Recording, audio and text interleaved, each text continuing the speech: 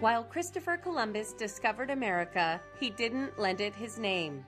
That honor falls to the Italian navigator Amerigo Vespucci. Amerigo Vespucci was one of the first to realize that North and South America were nowhere near Asia, were separate continents. Columbus, on the other hand, never ceased to believe that his discoveries were part of Asia. Born in Florence, Italy in 1451, Amerigo Vespucci held a series of jobs: merchant, steward, banker, and ultimately operated a ship outfitting business in Sevilla, Spain, before becoming an explorer in his 40s. He apparently met Columbus, and through conversation with him, sparked his interest in going to the Indies, which is what the Spaniards called the Americas. In 1497, Vespucci sailed with a fleet of Spanish ships in search of a western passage to the Indies and landed in Central America.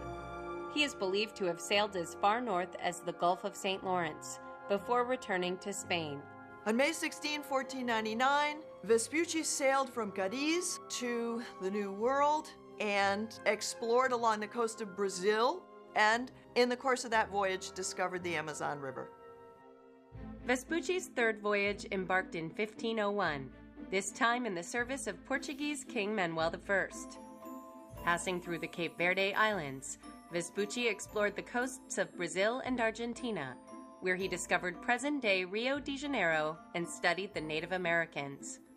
When Amerigo Vespucci returned from his third voyage, he asserted that the lands that he had explored were not, as Columbus had insisted, part of Asia, but were instead part of the New World.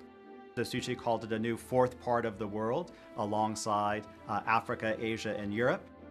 Records are mixed as to whether Vespucci sailed on one or three additional expeditions to the New World. What is known is that he returned to live in Spain, and in 1508 was awarded the prestigious office of Pilot Major. On February 22, 1512, Amerigo Vespucci died of malaria in Sevilla, Spain. The New World received the name America, a feminized version of Amerigo Vespucci, because Vespucci was a good propagandist. Amerigo's writings about the New World were much more known than anything Columbus had written. A German cartographer, Martin Waldseemüller, produced a world map in 1517. On this world map, he claimed that Amerigo Vespucci had actually been the first person to make landfall on what we now know as America, or South America. It's been named America ever since.